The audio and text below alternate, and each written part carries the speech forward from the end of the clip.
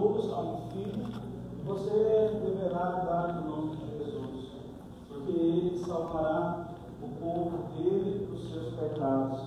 Tudo isso aconteceu para que se cumprisse o que o Senhor dissera pelo profeta: a virgem ficará grávida, dará à luz a um filho, e ele se chamará Emanuel, que significa Deus conosco.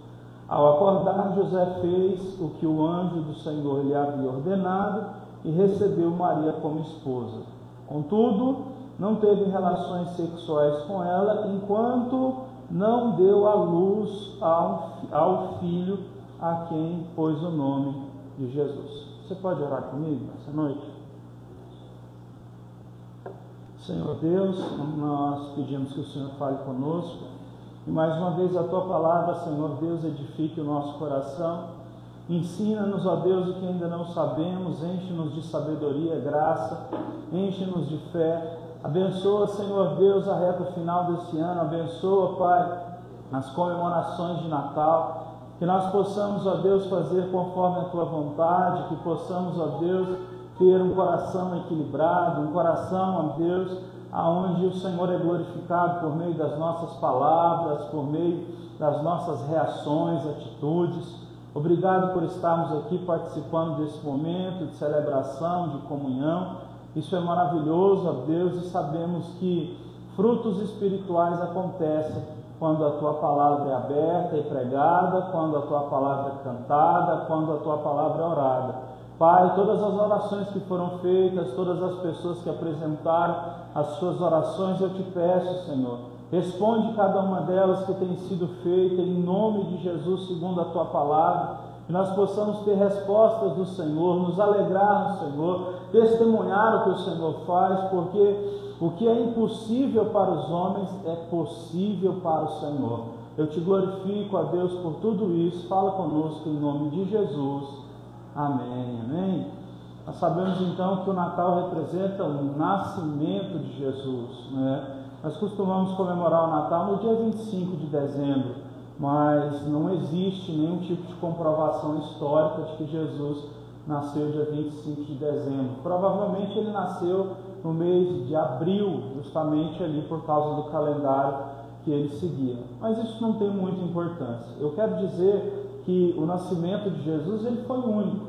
Outras mulheres na Bíblia também não poderiam ter filhos, né? Mas elas tiveram fruto do poder de Deus e elas então coabitaram com seus maridos e filhos vieram a nascer. Jesus Cristo é o único então que foi, né, que foi concebido sem com que houvesse um homem se deitando com uma mulher. A Bíblia diz que o Espírito do Senhor envolveu essa moça chamada Maria, provavelmente dos 13 aos 15 anos. Essa era a época que uma jovem se casava, se lembrando que em Jerusalém a moça com 13 anos já é considerada adulta e o homem também, e ela vai então se casar com um homem chamado José, historicamente nos parece ser um viúvo, né, que vai tomar ela por esposa. Aqui tem alguns princípios que eu queria destacar antes de propriamente falar, né, desse nascimento glorioso de Jesus. Você percebe que o anjo visitou Maria e disse: o que será gerado através de ti vem do Espírito Santo. O que ela fez? Ela foi até José, que era o seu noivo, e disse: o Senhor, ele veio e falou comigo. Ela foi uma mulher que não teve medo de falar das coisas de Deus, mesmo que aquilo ali pudesse trazer algum tipo de dano para ela. Então, uma mulher chegar e dizer: estou grávida do Espírito Santo, isso seria, né, uma coisa improvável nesses dias, e ela poderia ser apedrejada. A lei dos judeus dizia que uma mulher, sem se casar, que estivesse grávida, ela seria apedrejada. Mas não, ela teve coragem de falar as palavras que o Senhor disse a ela, mesmo que essas palavras pudessem de alguma forma trazer alguma dificuldade no momento. E eu quero deixar essa palavra para mim e para você. Às vezes Deus fala conosco, nos direciona em algumas situações que é difícil nós expormos elas, mas nós precisamos entender que tudo que Deus faz é sobrenatural, e o que é sobrenatural não pode ser entendido pela mente. Então nós precisamos o quê? acreditar nas palavras de Deus e não termos vergonha de proclamar essa palavra aonde nós formos. Então, lembramos do que Jesus disse, que aqueles que negam a Ele, as palavras dele nessa terra, serão negados diante do Pai. Fale a palavra de Deus. O texto diz que depois José teve um sonho, e nesse sonho foi dito a ele: não tema tomar Maria como sua esposa, porque o que provém nela é do Espírito Santo. Ele teve uma confirmação de Deus, e o texto diz que esse homem era justo, mesmo quando ele achava que a criança poderia ter vindo de outro homem. Ele queria anular em secreto o casamento para não prejudicar ela, para ela não morrer. Então a gente encontra um homem que tinha princípios, um homem de valores, que mesmo não entendendo muito bem o que estava acontecendo, ele não queria que uma moça, que uma mulher tivesse a sua vida, sendo tirada dessa forma. Que Deus nos dê essa graça, para que quando nós fiquemos sem entender o que está acontecendo, que em vez de pegar várias pedras na mão, que a gente possa orar a Deus e esperar Ele falar conosco. José teve a mesma confirmação que Maria. Sempre que Deus colocar alguma coisa na nossa vida e nós tivermos que andar com outra pessoa do nosso lado no mesmo objetivo, Deus vai confirmar tanto para um quanto para outro, certo? Terceira coisa só é que o texto diz que José não teve relações com Maria até que Jesus nascesse. A gente sabe que Jesus é o que? O Filho de Deus que encarnou, certo? E nasceu de Maria. Só que tem uma coisa, era um milagre que ia acontecer. E para que esse milagre não houvesse dúvidas quando ele acontecesse, o que José e Maria fizeram? Não vamos ter relação até que ele nasça. Porque o nascimento dele, sem haver a relação sexual desse casal, é a prova definitiva de que o milagre é de Deus. Consegue entender isso? Tem algumas coisas que nós devemos tirar a nossa mão para a gente ter a certeza. É de Deus? Então eu vou tirar a minha mão, eu vou deixar ele fazer. Agora, se não é de Deus, você faz do jeito que você quiser. Mas se é do Senhor, por favor, tire as suas mãos. Não custa nada esperar um pouquinho para que eu e você possamos entender, então, que esse Deus poderoso que nós servimos, Ele é capaz de confirmar as palavras que Ele deu. Você consegue entender isso? Se José tivesse tido relações com Maria, será que não viria um monte de dúvida na mente? Será que não é filho do nosso ato conjugal? Será que isso não provém de nós?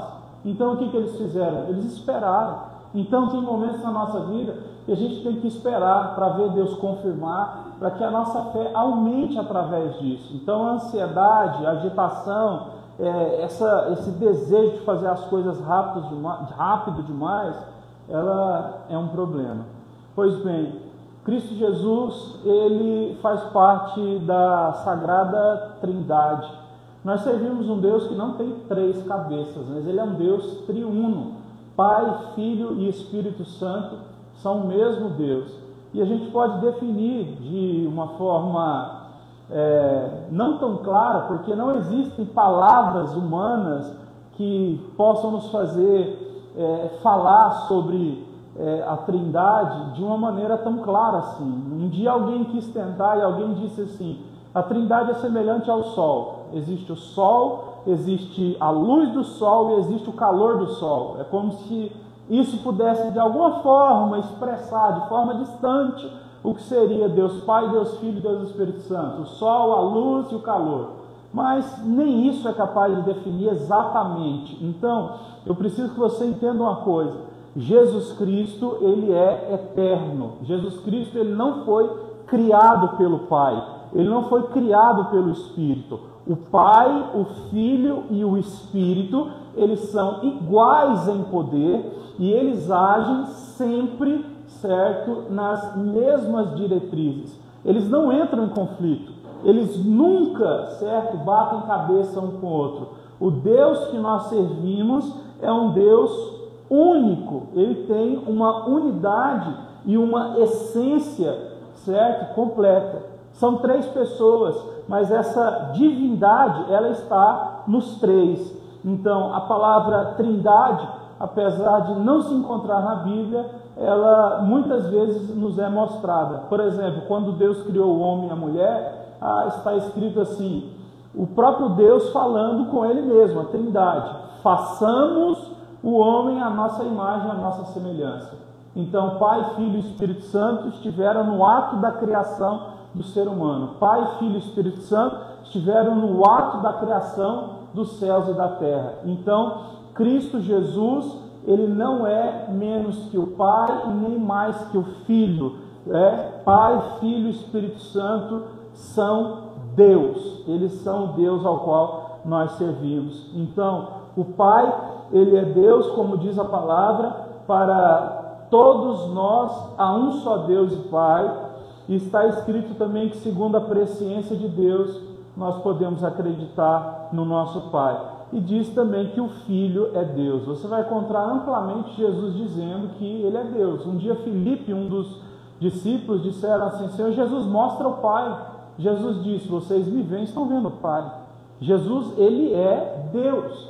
E a gente precisa entender isso, porque falar do Natal é compreender que nós estamos falando, da vinda do Filho de Deus. Segundo, em Filipenses capítulo 2 diz que o Senhor Jesus, ele se despiu da sua glória, ele veio em forma humana, ele aceitou estar entre os pecadores e dessa forma, ele esteve entre nós, sofreu junto conosco, passou pelas dores que nós passamos, mas tudo sem pecar. Pastor, por que existe isso? Preste atenção. Desde que o pecado entrou na terra através de um homem, Adão, segundo Romanos capítulo 5, o pecado ele só poderia sair da terra através de um homem que fosse justo.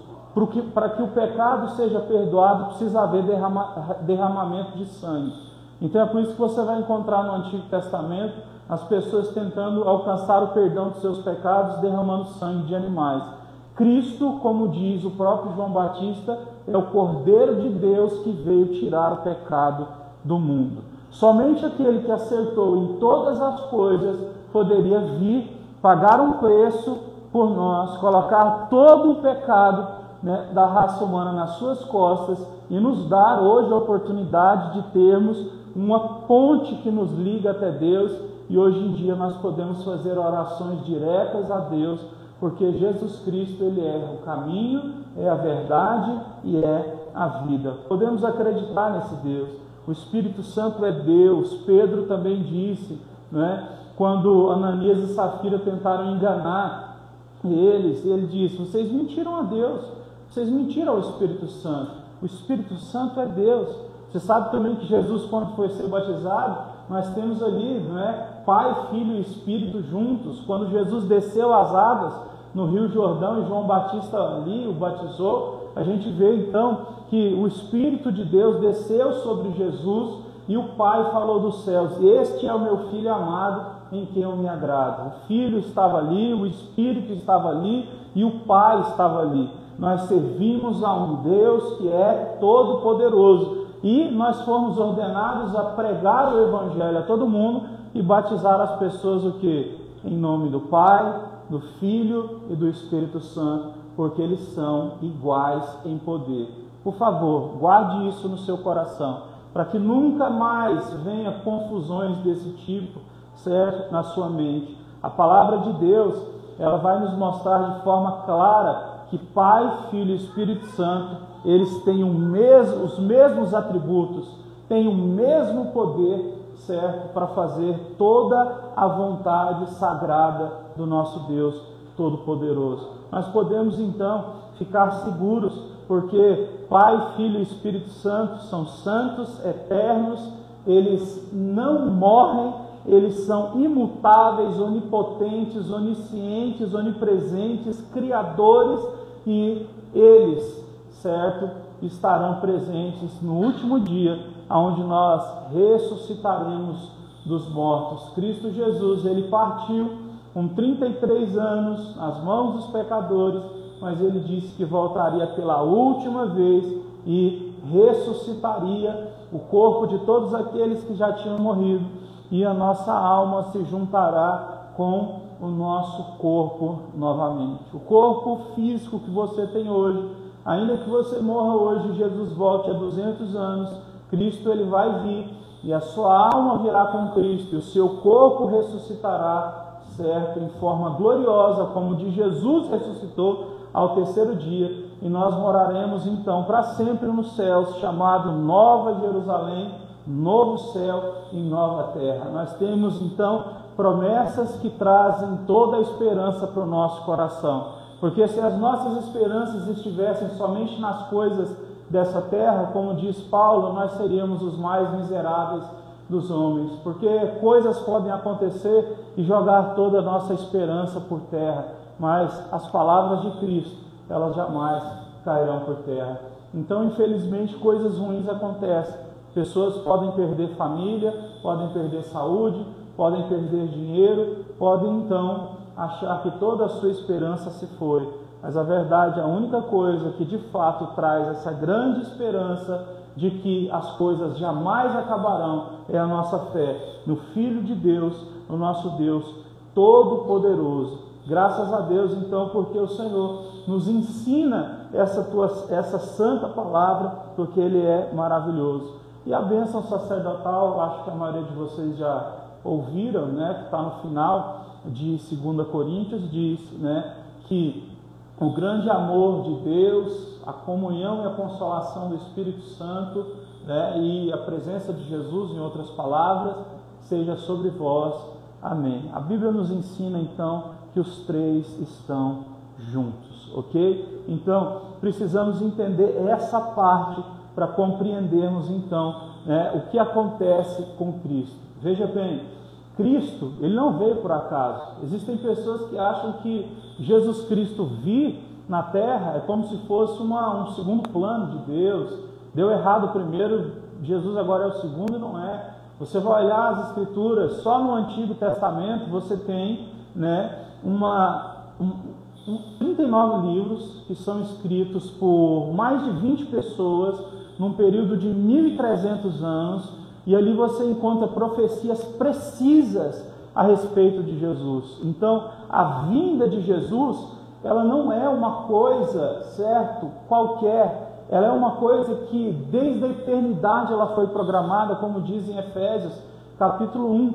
Por exemplo, em Gênesis, assim que o homem e a mulher caem, o Senhor então faz a primeira promessa sobre a vinda de Jesus. Gênesis 3, verso 15 diz que da mulher sairia o descendente que pisaria na cabeça do diabo. Jesus foi prometido ali ainda, depois do pecado, que ele nasceria e iria pisar na cabeça do diabo, que tanto escravizava os seres humanos, então, por causa das tentações e dos pecados.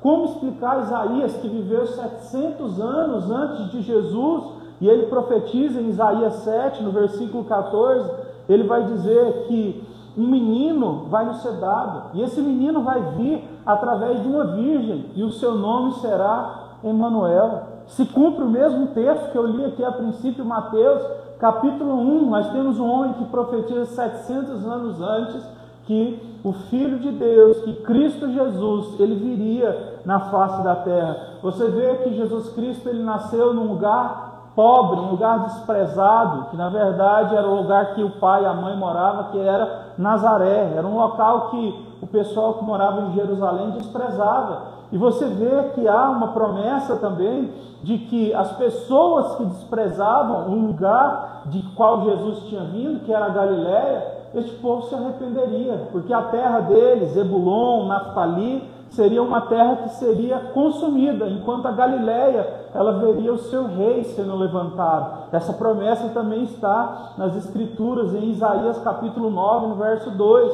Você vê então que o Senhor Jesus, ele veio como um menino. Ele poderia ter vindo como Adão.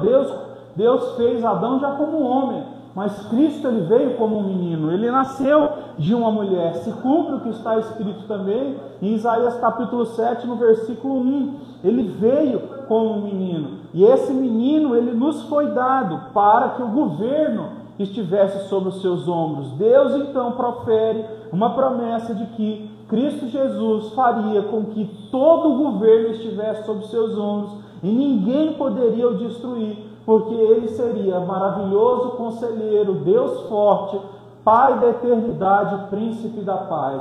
O Deus que nós servimos, ele tem todo o poder para destruir o inferno, o diabo, a morte, o pecado e todas as coisas que tentam o quê? Fazer com que o ser humano se sinta oprimido, fazer com que o ser humano se sinta preso.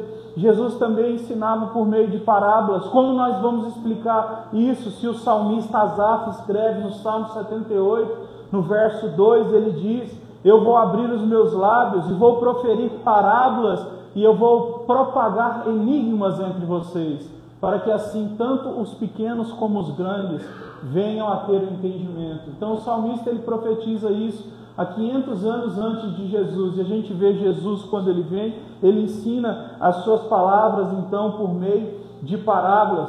Nós temos também o Senhor deixando claro, que Jesus viria através do trono de Davi.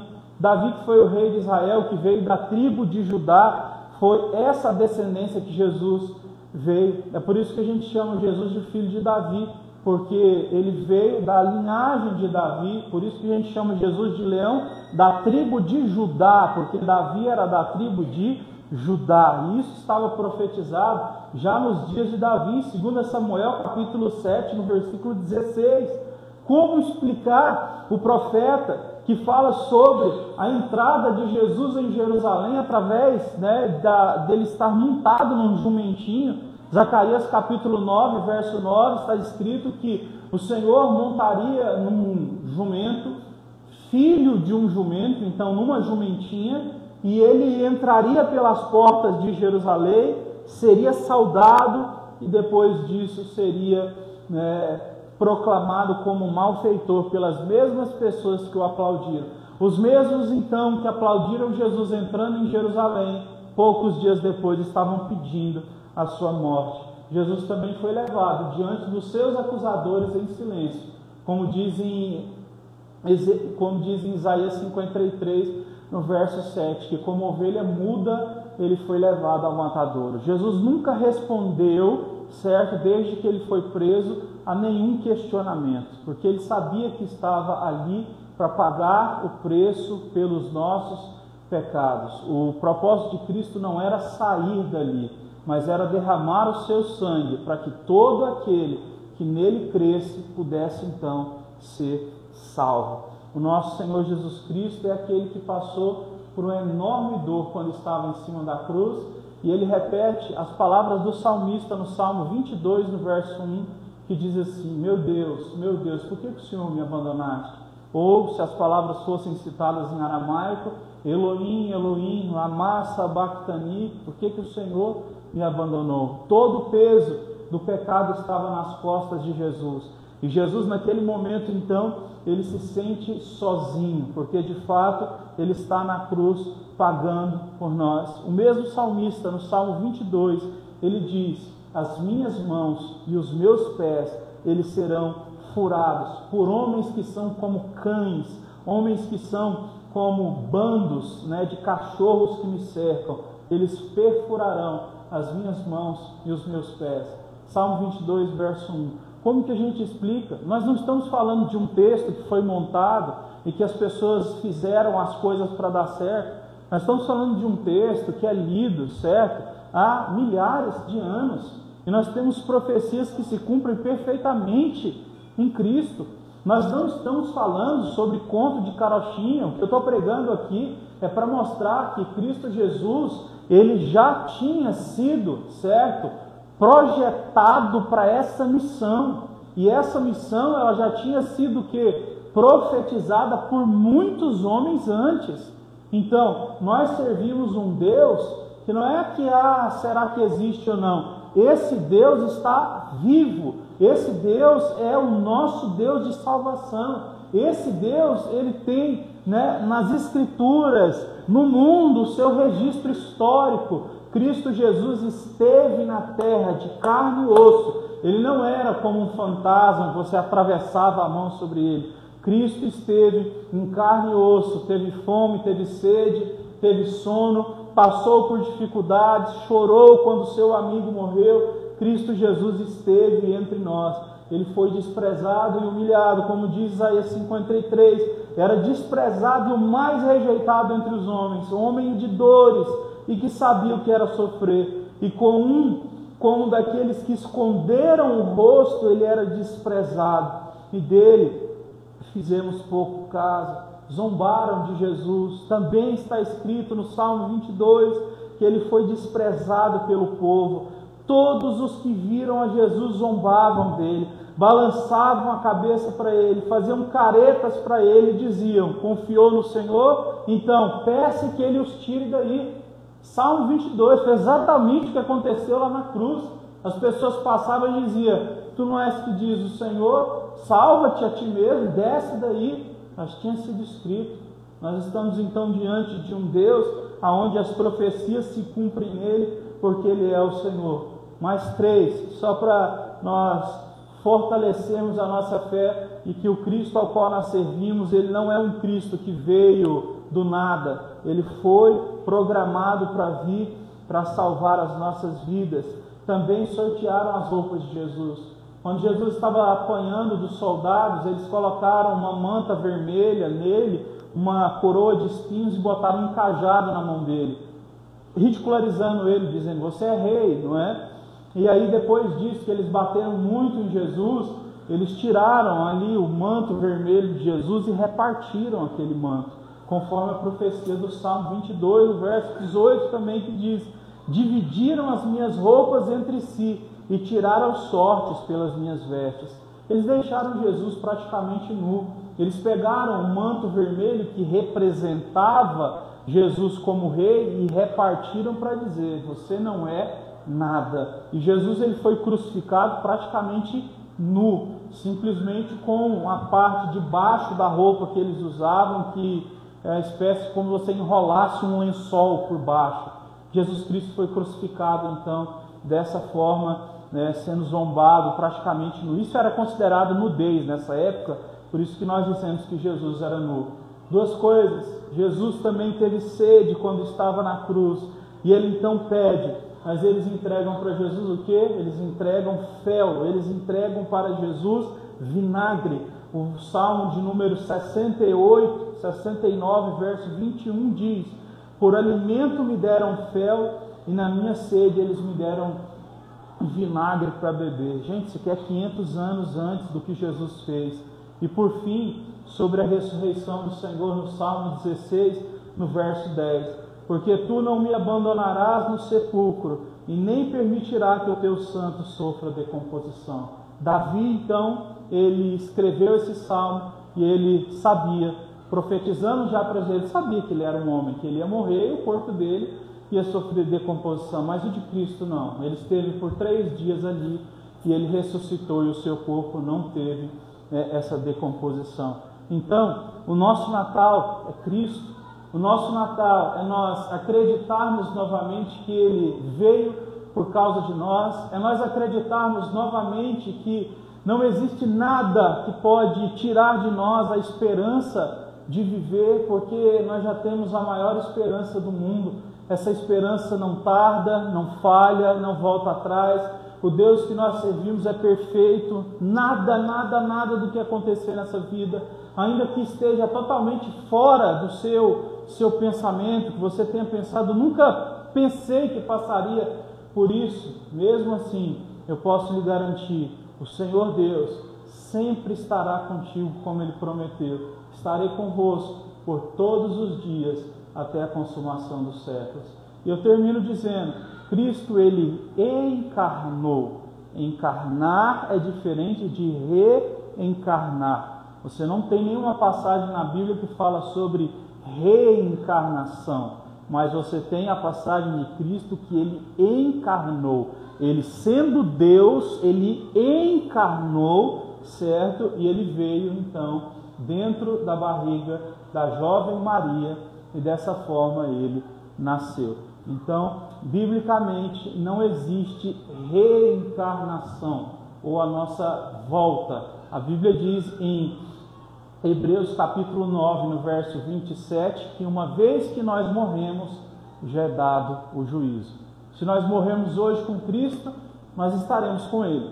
Se nós morrermos hoje sem Cristo, não estaremos com Ele. Depois da morte, ninguém pode, então, fazer algo para que a sua posição espiritual seja mudada ou seja transformada. Então, eu peço que essa palavra de Deus possa nos fortalecer e abençoar o nosso Natal. Só uma coisa, o Natal não precisa deixar de ser lúdico por causa de Cristo, tá? Só para você entender, a gente fala, aqui a minha caneca do Papai Noel, né? Você sabe que o Papai Noel, ele foi um bispo, cristão. Ele se chamava Nicolau e ele veio de uma família muito rica e ele ficou órfão muito cedo. E ele era um homem que serviu a igreja e que ele cuidava bastante dos necessitados. E ele ficou conhecido então como um homem que presenteava as crianças, por ele ter condições para isso. E ele também era um homem que já na sua velhice ele tinha os cabelos longos e brancos e a barba longa e branca. Então Nicolau, conhecido como São Nicolau, que era um bispo nas regiões mais acima da Europa, ele ficou muito conhecido então por presentear as crianças com brinquedos e coisas nesse sentido, nessa época do Natal. Então o próprio Papai Noel, ele não é fruto somente do comércio. Na verdade, a origem ela vem do cristianismo, assim como a árvore de Natal, que se diz que na Alemanha, pelos períodos de frio, as pessoas tinham que ficar longos tempos sem sair de casa. As pessoas elas costumavam pegar pinheiros, e elas levavam para casa e enfeitavam os pinheiros. Existe uma história narrada inclusive por Martinho Lutero, que foi o precursor da Reforma Protestante, que ele narra que ele pegou um pinheiro numa época de muito frio, que mal saía de casa, e para passar o tempo ele enfeitou aquele pinheiro com a família dele. E a origem da árvore de Natal vem mais ou menos daí. Então, se você tem algum pensamento meio bobo de que Papai Noel, presente, árvore de Natal, esqueça isso. Agora, se você é pão duro e não gosta de dar presente, aí é outra história. Aí você leva para o outro lado. Mas, certo, nós não precisamos deixar de ser lúdicos e dizer para as crianças que sim, elas podem esperar presente, que sim, o Natal é uma época feliz, que sim, o Natal é uma época em que nós festejamos. Então o Natal é uma ótima época para falar de Jesus e falar desse espírito que é tão maravilhoso, que é o de presentear, que é o de se doar, que é o de ser feliz, que é o de se juntar para banquetear e para comer. Que Deus continue nos abençoando nisso. Você pode se colocar de pé, por gentileza?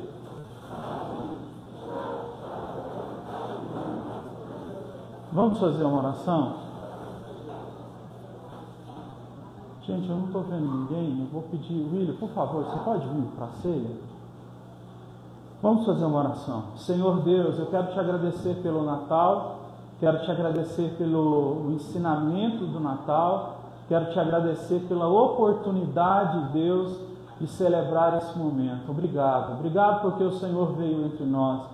Obrigado porque o Senhor se fez homem como nós, aprendeu a obedecer por meio do sofrimento, como diz em Hebreus 5, o Senhor é maravilhoso e nós te damos toda a honra, glória e louvor. Bendito seja o Senhor, fortaleça a nossa fé em Ti. Ajude-nos a entender que o Senhor é aquele que venceu todo o mal. Nós podemos confiar em Ti, até quando o nosso coração gritar de medo, de preocupação e de angústia, nós podemos colocar na Tua presença, porque o Senhor é santo e fiel e a Tua palavra não volta vazia. Obrigado porque o Senhor cuida de nós nos mínimos detalhes. O Senhor está nos olhando até quando nós nem imaginamos. Quando estamos dormindo, o Senhor está ali nos guardando. Quando nos levantamos guardando, o Senhor continua nos guardando. Obrigado porque o Senhor dá ordem aos Teus anjos a nosso respeito para nos guardar em todos os nossos caminhos. Eu quero Te louvar e Te agradecer. E desde já quero apresentar a Santa Ceia do Senhor neste momento. O cálice que representa o sangue que foi derramado naquela cruz. O pão que representa o corpo do Senhor, que foi partido, pregado naquela cruz. O Senhor foi vilipendiado por amor de nós. E a Sua palavra diz: participem da ceia até que eu volte. que todos aqueles que reconhecem a Cristo como Senhor, que confessam os seus pecados, que amam a mensagem da cruz, que sabem que Jesus vai voltar, estão aptos para participar da ceia. E é por isso que nós apresentamos ela ao Senhor neste momento. Muito obrigado. Assim nós oramos em nome de Jesus. Amém. Vamos cantar um hino enquanto o William passa a ceia? Você pode pegar a ceia e pode se assentar.